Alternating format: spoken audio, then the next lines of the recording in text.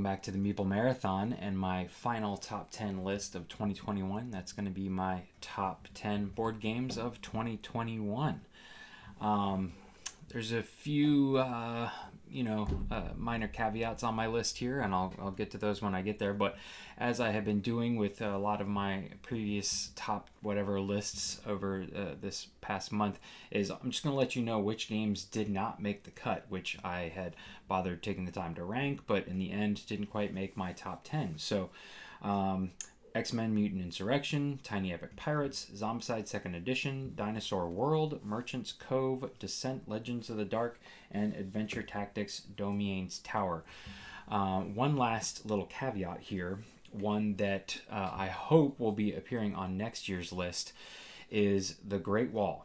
This is by Awaken Realms. This is one that I've been waiting on for quite some time, and most of the rest of the world has received The Great Wall. Even some people in the United States have received the Great Wall, but there appears to be some kind of ginormous shipping delay in Germany at one of the major FedEx ports in Germany. Awaken Realms went to the trouble of rerouting the boat or getting the games on a boat that would take it directly to Poland versus the United States. I don't know whether that was a good idea at the end of the day when it was all said and done, because that boat got delayed getting to Poland, and then they were going to ship directly to the consumer from Poland, via FedEx, and then FedEx slowed everything down. So I still have not received my Great Wall board game. I mentioned in a previous video that I was hoping to receive it right before Christmas, and I was following the FedEx tracking number until it stopped moving in Germany, and it's just there and will be there for the foreseeable future. So I will not receive the Great Wall until the new year. I know that's going to be a 2020 game at the end of the day, but it's not going to be one that I will have played until 2021 for obvious reasons. So that's my one little caveat. Hopefully that is one of my top games of 2022, because I'm really excited about it and I'm just patiently waiting for it to get here. So with that out of the way, let's go ahead and get started with number 10 on my list, and that is Cartographer's Heroes. I pretty much tried not to include any expansions on this. We'll get to those when I get to those, but Cartographer's Heroes really is not an expansion, even though it feels like it if you are familiar with Cartographers. It is a standalone game, however, but is a companion to the roll and write or flip and write Cartographers. If you're not familiar with Cartographers, it is a flip and write game. This is this is amazing, actually, super well done version of Cartographers. For the most part, it's going to look something like this. I don't even really use colors most of the time, but you're essentially flipping over a card. It gives you a shape or two that you have to fit, and what's in that shape, and then you have to fit it into your grid here, the polyomino shape, and how you fit it in depends on how you score against various things at the end of each round. And those what scores at the end of each round changes from round to round. You can see what's coming and what's already passed, things like that. What Cartographer's Heroes really just did was give you more of what you love, along with introducing the hero mechanic. Here's a picture of a play mat and a kid playing, but it also introduced, as part of this Kickstarter, additional maps, which is probably what I was most excited about. Just a refreshing change of the terrain that you get to start with and how those maps work, and each one of the map packs came with its own unique set of either scoring cards or debilitating cards, things like that. So I've always been high on Cartographers, especially high on it during the pandemic, because it's one that can be played over Zoom really well. It's a great family game because it's very easy to explain. There's no downtime for anybody. Everybody plays at the same time. So Cartographer's Heroes really, as a standalone game, just gave me more of that. And technically my version came in the collector's box where I combined everything all together. So it feels like an expansion, but really it's its own standalone game. And, it gave me exactly what I was looking for as part of that Kickstarter. So that's my number 10, Cartographer's Heroes. All right, number 9 is probably the newest game on my list here, I believe, which is G.I. Joe the deck building game. This one surprised me. I think at the end of the day, if they can come out with more content for this, just more of everything. Give me more missions. Give me more of the what's the name of the cards? There are cards that come out face down with every card. You can see in this picture here, this red 2 tells you to bring out 2 of those cards, and I can't remember what the name of them are right now. But let's see here if I can see what those are called. Complications. Yes, complication cards. Give me more complication cards. Those are the ones that I felt like I saw too many of the same ones. But give me more missions to go on. Give me more Joes. Give me more gear. Basically, just give me more cards. Give me more of everything. Give me more ways to mitigate those dice rolls. But at the end of the day, this was a very unique take on a deck builder. Because of the whole like having to send your Joes on a mission, put them into a vehicle, send them on a mission, and matching up those keywords. So you could have a really great hand of Joes, but if they didn't have the right skills to tackle the mission you were attempting, then they really weren't as effective. And that whole matching of skills thing, really, I enjoyed it. It was a fresh take on something for a deck builder. And the whole like vehicles thing, and vehicles adding certain things, but certain ones have a limited seats in them. And I think the reason why this one is only number 9, and now you heard all the other games that it jumped above, is that the dice rolling mechanic adds a lot of luck to the game. You can get completely screwed by a dice roll, or you can get really lucky on a dice roll. So again, what I would love to see is some gear, some utility cards that can help you mitigate those dice rolls a little bit better than just simply another reroll. Because rerolls, again, half the die, there's a 50-50 chance on every die roll. So giving me one reroll really was not always super helpful. The game was pretty tough at the end of the day, which is okay, which is fine. And I appreciated the solo aspect, which really didn't change the game much, just gave you a little bit of bonuses to help you mitigate the fact that you were playing by yourself. I was only one Joe. But yeah, I was surprised at this. There's a lot of nostalgia in this game. So if you grew up like me in the 80s and had the G.I. Joe action figures, this game is going to do a lot for you as far as nostalgia is concerned. So this was a fresh take on the deck building game. I've not played the Transformers one yet, but the fact that this one worked out so well for me, I'm probably going to look into checking out the Transformers one in 2022. So let's move on to my number 8, and that is technically the only expansion really on the list here, and that is Anachrony Fractures of Time. Now again, you'll notice that this says 2020 on it. The game was released in 2020 to Kickstarter backers. It did not hit retail until 2021, which is when I obtained it. So I believe that all content creators struggle with this when making their lists. Some people are very hardcore about, oh, the date there is the date there and you can't change it. But yes, this game came out in 2020, but I was not able to get my hands on it because I did not back the Kickstarter until 2021. So for me, it's a 2021 release. And yes, it is an expansion. And this is one that I have talked about in my, my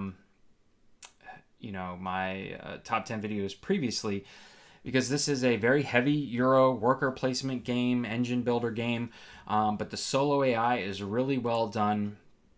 Fractures in Time, really, without it, I had not purchased Anachrony. I went out and purchased Anachrony at the same time as Fractures in Time in 2021 when Fractures in Time became available, because I knew that the solo mode was included in Fractures of Time. I knew I was going to get a single set of exosuit miniatures, which is all I need when I play solo. This game is probably too much for me to try and introduce to my friends, and so it's one that I purchased because it is highly touted in the solo world as having a great AI, being a heavy, thinky Euro, one that you can just sit there and analyze for a while and don't have to worry about pissing anyone else off. Again, the whole aspect of Anachrony, again, is a worker placement game, but it's like a post-apocalyptic future. where you have to go out in these exosuits to gain resources, because if you travel outside of your city, the atmosphere is not livable, so you have to charge up your exosuits, and then you have to put people in them and send them out, and then you can, as you build up your city, you can send people inside your city without the exosuits. All in the while, you have conquered the ability to travel in time, which allows you to jump back and forth and like steal resources from the future as long as you pay them back. But also, you also know that the end of the world is coming. You know that there's this horrible meteor strike that's approaching, and so all of your actions are working towards getting yourself on this mothership that's going to have you escape, either sometime shortly after the meteor strikes, before the planet becomes completely inhabitable. So it's a lot to think about here with this one, but this was my first introduction to Anachrony, and it did not disappoint. It is a very crunchy game, but the production value is very high. The AI is very well done, and it's everything I was hoping for.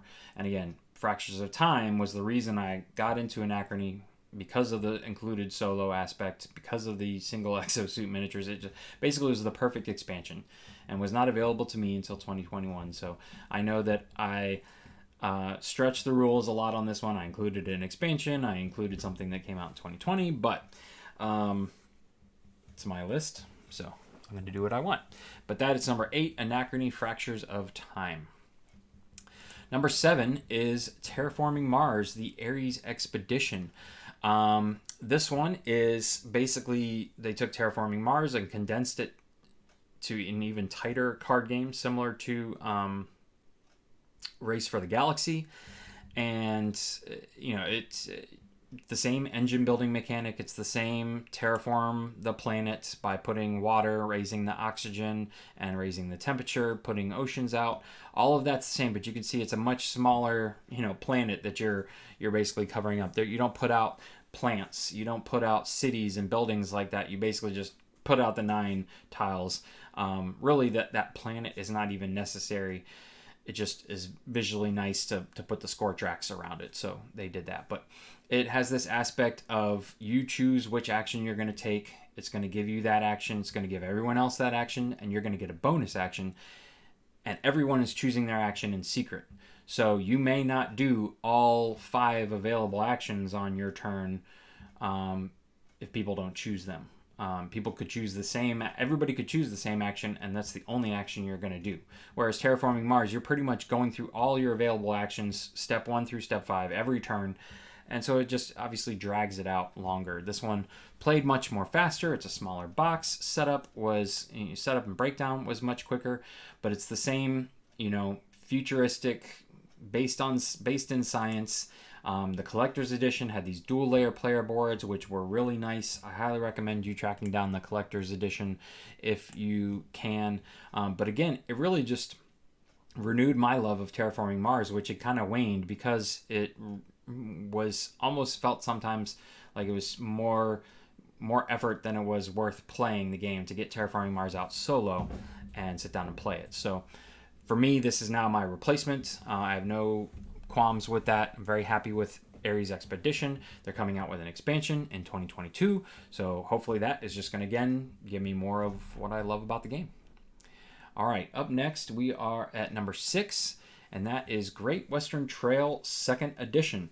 Now, obviously, the original Great Western Trail did not come out in 2021, but similar to Anachrony, I did not go out and search for Great Western Trail until they came out with the 2nd edition. It was Great Western Trail was always on my bucket list of games to play. When I found out that they were coming out with a 2nd edition that was going to include the solo mode and have, a few upgraded components, things like that, I just simply sat around and waited and said, all right, I'm going to wait for this to happen. And it, again, did not disappoint. Everything that I'd heard great about it worked out. So it is a action selection game where your action selection depends on how far you move along the trail. And then the building that you land on gives you the actions that are available for you to take. But as the game progresses, you're building on the trail, but so is your opponent. And you have a limited actions you can take on your opponent's buildings versus yours. So you're always trying to mitigate your movements, so you land on your building, but it's also a race. How quickly can you race up to Kansas City and drop off your cows, which is the deck building mechanic. I prefer to call it a deck optimization mechanic, because the better hand of cows you have, the further city you can deliver to and the more victory points you get. There's a lot going on here. There's a lot of different mechanics in this game, and they all work really well. The solo AI is done really well. If you watch any of my other lists, I talk about how there's really only one thing I would change out of the solo AI, how it runs, and that would be to shuffle its deck a little more often instead of just going through all 15 cards and then shuffling. But it's a great theme. It's a Western theme. It really comes through. The cows, the trail, everything else, and the solo AI is really well done. So I was, again, not disappointed by this one. Again, not really a 2021 game, but the second edition certainly was, and one that, I waited until to be introduced to the game for the first time. So that was number 6, Great Western Trail 2nd Edition. Up next on my list, I just fired that off there. I wonder why it's loading now, is Dice Throne Adventures. Now, this one, ironically enough, is listed as an expansion, and I can understand why, because without at least 2 characters from either Season 1 or Season 2, you can't play Dice Throne Adventures. I hear this all the time, and I agree. I really don't know why they didn't take 2 characters and include it in the box and be able to sell this box on its own. I think a lot of people are thinking, I could do Dice Throne Adventures, but I don't have to purchase Dice Throne Adventures and like Season 1 Battle Box. Or you could go out and buy one of the little 2 things. And I guess that's what they were thinking, is that technically you can buy just the 2 box. I don't have them. I have all the battle boxes, but really, I guess putting in 2 people into Dice Throne Adventures would up the price as much as buying the little 2-pack out. But to me, Dice Throne Adventures feels like its own game. It changes the way you play Dice Throne because you are now playing cooperatively. You're playing against an AI who are rolling the dice and making the decisions for that. It introduced a lot of bling to the game, like miniatures that you could purchase painted, or you could paint them up yourself. It introduced this small like dungeon crawl aspect, and you basically go from having a dungeon crawl aspect, exploration aspect, where you're doing little mini minion fights, to a big boss battle where you're taking on a boss, all 3 of you at once, who's overpowered, but since there's multiple of you, you're all attacking the same guy every time. And for me, who plays mostly solo and could not get a lot of traction from my gaming group to play Dice Throne, competitively, I really appreciated Dice Throne Adventures, because now all of a sudden I can play it solo. What I have ended up doing at the end of the day, more than anything, is just take simply one of the deck of solo AI cards out of the box and maybe just do the boss battles, play against the bosses. But I've also been able to use those cards, and there takes some maneuvering here and there, but you can almost use those cards and just pick any character from any of the battle boxes to play against, and it allows me to play Dice Throne solo, not Dice Throne Adventures solo, but Dice Throne solo. So really, just this entire, whether you want to call it an expansion or a standalone game, and again, it says 2020 on it, but I was not delivered this Kickstarter until 2021. Maybe the very first people that got it delivered received it in like December 2020, but it came to me, it was either in January or February of 2021. So it's very much a 2021 release as far as I'm concerned. But again, if you are already into Dice Throne and you have at least 1 box and you're interested in playing solo, this would definitely be something I would look into checking out. It is a big price point. It's a big box. There's a lot of content in there, though. There's a lot of tokens. There's a lot of cards. There's a lot of cardboard. There's secret stuff. You're getting your money's worth, but it's not something that you can just lightly venture into. But again, if you have maybe gotten just a single pairing of characters at your local game store and you guys love it, but you're like, I'm tired of just fighting each other back and forth with these same 2 characters, this is definitely something to check out. Something you guys could do together, something one of you could play solo, whatever it may be. So, Dice Throne Adventures for me really changed the way I play Dice Throne and how much I play it. All right. Up next on the list is my number 4, and that is, again, why are these loading? Dinosaur Island Roar and Write. This one I was very surprised by. It is relatively new. It came as part of Pandasaurus's Dinosaur World Kickstarter, but it's its own game, and actually is themed more towards Dinosaur Island than Dinosaur World. And this is a true roll and write. So they took Dinosaur Island and condensed it down into a roll and write with this little bit of, fitting your polyominoes onto this map and connecting it. But I really have just really enjoyed this game. I don't know what it is about it that, I would prefer to play this over Dinosaur Island. I would prefer to play this over Dinosaur World. You notice Dinosaur World did not make my top 10. It was kind of a bust for me, mainly because the solo aspect introduced stuff that I felt like made the game unnecessarily hard. And, I just kind of got jaded by it after playing it solo several times and having my butt kicked. And it's a very big table hog, and I played it multiplayer a couple times, but games take forever because I'm trying to explain everything to people.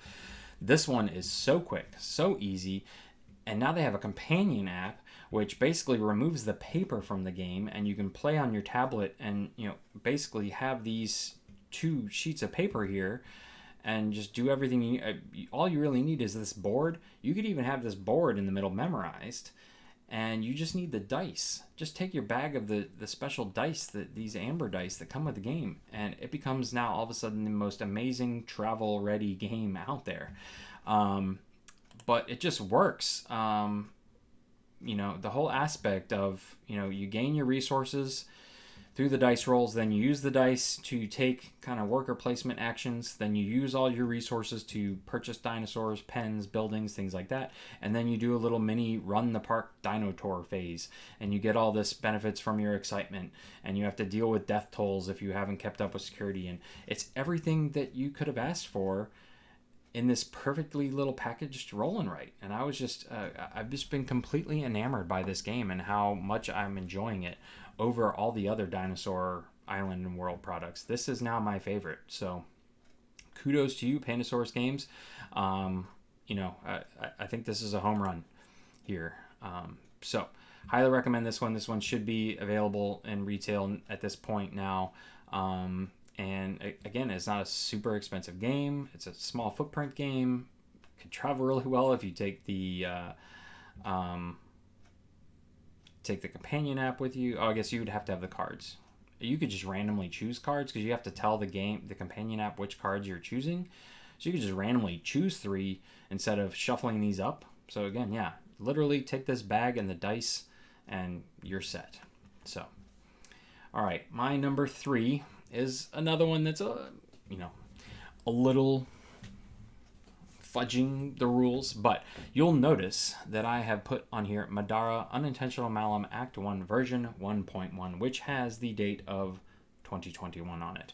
Madara was one that looked amazing, but I was thinking was just going to be another dungeon crawler, this huge coffin box, huge price point when it was first coming out on Kickstarter, and I was like, okay, I'm just going to pass on this one. Then it came out. Then I started hearing about it. Then I started seeing playthroughs about it, and I was like, man, everything people say about this is amazing.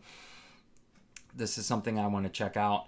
And so I waited until it was available retail release in 2021. And it was the version 1.1, so lots of the mistakes that they had made in the rulebook and things like that were corrected, and supposedly the miniatures were slightly better quality and that kind of stuff. So yes, as far as I'm concerned, this is a 2021 game, and it even says 2021 right there. So, but anyways, Madara is a very heavy narrative driven game, and okay, so technically 1.1 doesn't have any images. Let's see if we can find here some better images on the first one. Here we go.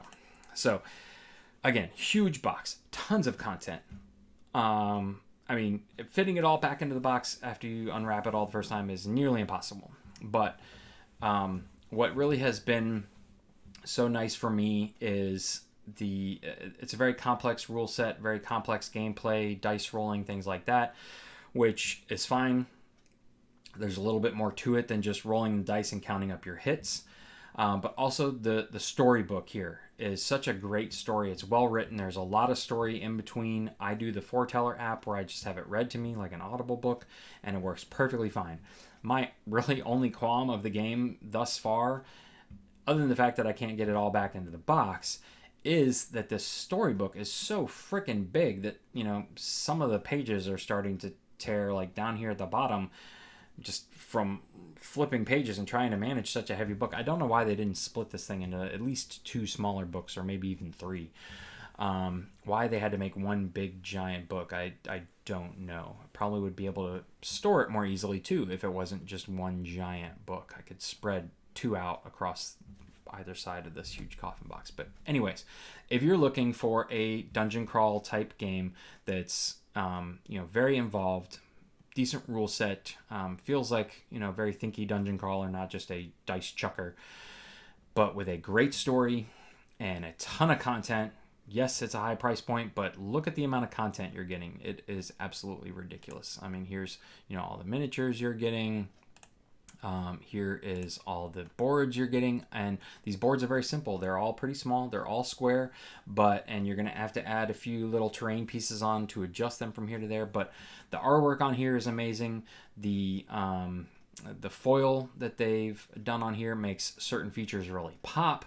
And so really, for as simple as they are, these are some of the best terrain tiles, I think, in all of dungeon crawlers. So again, here, here's just this guy's storage solution. I have some storage solution videos on the channel. So anyways, if you're looking for something that you can really just like sink your teeth into, something akin to like Kingdom Death Monster, it's going to be that level of commitment. But Kingdom Death Monster is either overpriced for you, or the adult nature of the game is not in your wheelhouse, then I would definitely check out Madara. It definitely has that Japanese anime feel to it. There's a lot of teenage angst in the game, in the narrative. So if that bothers you, maybe not. But I think I'm not a huge anime fan, but I think the story's well done, and none of the anime stuff bothers me. So anyways, that is Madara, Unintentional Malum Act 1 version 1.1. And that was my number 3. So my number 2 is another caveat. I guess I have more caveats on my list here than I meant to. And that's Marvel United. Now, technically, yes, Marvel United came out in 2020. I received the core box in 2020, but a lot of people didn't. A lot of people waited, did single wave shipping, got all their stuff at once, and that came in the spring of 2021. Now, when Marvel United first was delivered, I was like, oh, this is a cute game. It's fun. It did what it needed to do. It's quick. It's simple. I had fun playing it. It was easy to teach. The miniatures were amazing, but it was just a single box. I was like, yeah, this is okay. It wasn't until all of this expansion content that was part of the Kickstarter was delivered, and this is throwing in the X-Men stuff too here. So let's see if we can't get down here to the stuff that is just Marvel United. Here we go. Marvel United, Enter the Spider-Verse, Guardians of the Galaxy, the Kickstarter's promo box, Return of the Sinister Six, which is a great one, Black Panther, Tales of Asgard, and Infinity Gauntlet, as well as 2 special figurines which fit into this stretch goal box. So much content, so much amazing miniatures, so much just tweaking the game just enough that it feels different playing this expansion versus playing the base game. But again, probably my favorite line of miniatures in all of board gaming right now are these Marvel United series miniatures. I love painting these things up. I love how quick and easy the gameplay is. I can play with my kids. I can teach my friends quickly. It's super easy and quick to play solo. So much, my opinion changed so much about this game when all this additional stuff was released in 2021, which is why, it's my number 2 game of 2021, and why I'm bothering to put it on the 2021 list, which I can't remember whether I put it on my 2020 list or not.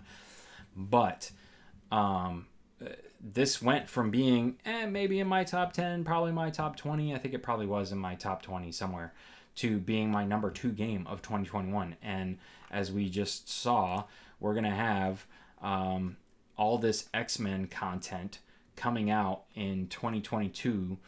And technically, yes, the base game of X-Men has already been released. So it's going to be a 2021 game when I do my 2022 list. But I have not received it yet. I decided to wait, do single wave shipping, get it all at once. I was kind of jaded by how that was all handled with the original game, Marvel United. So I made the decision to wait. And I have very high hopes for this X-Men content. So anyways, can't say enough good things about Marvel United. Again, I sent this to my nephew as a Christmas present because I was like, hey, dude, you got to check this out. I know you weren't asking for it, but you know, he's young. He likes Marvel and superheroes, and he likes games, and who wouldn't love this game? You can easily find it at Walmart, on Amazon. I don't know if it's available at Target, but I think because it's a Walmart exclusive. But Walmart and Amazon, friendly local game store. Go get you some of these expansions. Pick whoever you want. Or I think X-Men is closed now. Anyways, so that was my number 2. My number 1 should come as no surprise if you've heard me talking through my various lists or heard me talking about this game earlier in the year. Even though it's been a while since I played it, Sleeping Gods still made such an impact on me. It is still my number 1 game of 2021. This is a pure brand new release of 2021. It's the base game. I don't have any caveats with this one. And like I have said to many people, Zelda. The Zelda line of video games is my favorite of all the video games of any system and any character. And Breath of the Wild, when it came out for the Switch and when I played it, was just blew me out of the water. This open world, yes, there was a central storyline driven, but there was such an amazing open world experience where I would literally just be like, what's that sticking up over the horizon? And you would just run forever until you found out what it is and climb up a tower and look around and check out other stuff. And I just loved that aspect of Breath of the Wild, the exploration, the open world aspect of it, but there was still this story, this great storyline underneath it all. And Sleeping Gods is Zelda Breath of the Wild in board game form. It is amazing how there's just this huge map. Now, technically, the map is broken up into various parts via this flip book, so you can't see it all at once. But you're at one of these spots, and you're like, ooh, do I go north, south, east, or west? And then you start heading, say, east, and then you just keep going east for a while until you finally hit the edge of the map, and you're like, okay, well, God, I really want to know what happened west, but now I'm here all the way east. Do I go north or south, or do I backtrack? And I've already played through an entire game session of Sleeping Gods. I really hope to get back to this around the 1-year anniversary and play it again, because I think I've only played through like 11% of the game according to all of the checkoff achievements that you can check off on the back of the map. I've really only seen 11% of the game, which is crazy. Yes, it's this narrative-driven game that you might come across the same stories, but I have almost 90% of the game that I can still experience. And it really just gives you such this sense of exploration and wonder about where to go next and what am I going to experience next. And it all gets tied up at the end into one of 15 different endings, and all these totems. There's like 60 some odd totems, and I've found like 7 of them or something like that. It was such an amazing experience. It's one that I continue to think about my experience with this game. It was not just a play session, it was an experience. I think it took me about 7 play sessions total to play through everything, maybe just 6. And I cannot speak highly enough about this game. I know it is still tricky to get your hands on because of the whole shipping and industry stuff going on in the industry right now. But eventually this game will become more highly regularly available. And if it does, if the whole open world exploration, narrative-driven story aspect is for you, I highly, highly, highly recommend this game. Cannot say enough about it. So That is, you know, super great production value. Anyways, that is my #1 game of 2021, Sleeping Gods by Ryan Lockett and Red Raven Games. That's going to do it for my list today. And this is going to do it for my final video of 2021. So I will see you guys next year. If you've enjoyed these videos, please consider giving them a thumbs up. And as always, if you are interested in being part of this channel, please consider subscribing. Once again, thanks for watching. Have a great day.